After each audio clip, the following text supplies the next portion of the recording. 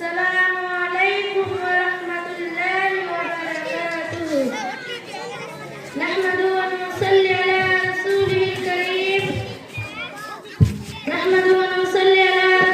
الكريم أما بعد فأعوذ بالله من الشيطان الرجيم.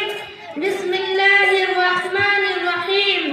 قل هو الله أحد الله الصمد لم يلد ولم يولد ولم يكن له كفوا أحد. صدر الزیقات مصفی اساتذہ اکرام، حکام صاحبان، مہمانان اکرام، معزز سامعین و سامعات، آج کے اس سالانہ انعامی مسابقہ میں میری تقریر کا عنوان ہے عقیدہ توحید.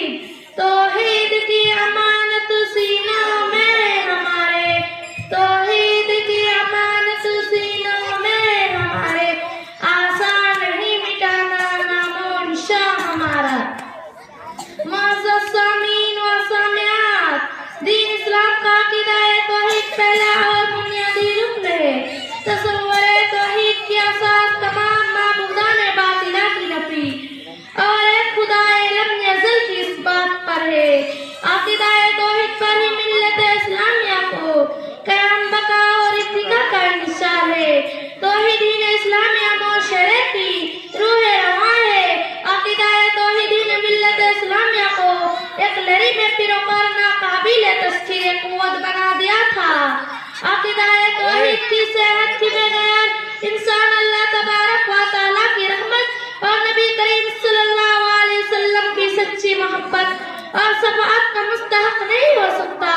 توحید تمام عقائد کی جڑ اور اصل الاصول ہے اور اعمال صالح دل کی فرع ہے.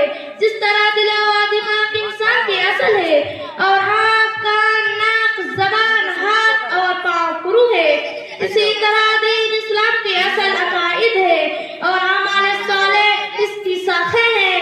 محترم حضرات، تمام نبیوں اور رسولوں کی دعوت کی شروعات عقیدہ توحید کی دعوت سے ہوتی تھی.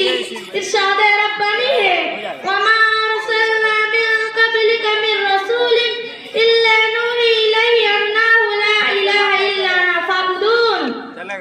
اسی توحید کی خاطر اللہ کے رسول صلی اللہ علیہ وسلم 13 سال مکہ میں صرف کر دیے، یہاں تک کہ آپ صلی اللہ علیہ وسلم نے اپنے محبوب وطن مکہ کو چھوڑ کر مدینہ ہجرت کر گئے.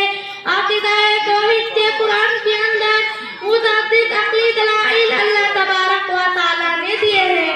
ارشاد باری تعالیٰ ہے لَوْ كَانَ فِيهِمْ آلِهَةٌ إِلَّا اللَّهُ لَفَسَدَتَا. اگر زمین و آسمان میں اللہ کے علاوہ کوئی اور معبود ہوتا تو وہ دونوں ٹوٹ پھوٹ جاتے. کہیں فرمایا افلا تتقون، تو پھر کیوں نہیں ڈرتے ہو؟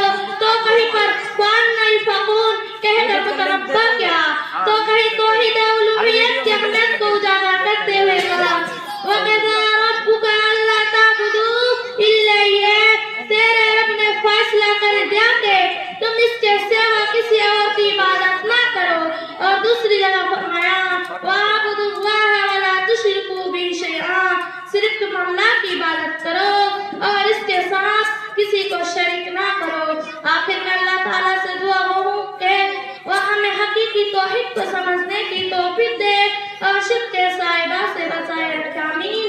وآخر دعوانا الحمدللہ رب العالمین. السلام علیکم ورحمۃ اللہ وبرکاتہ.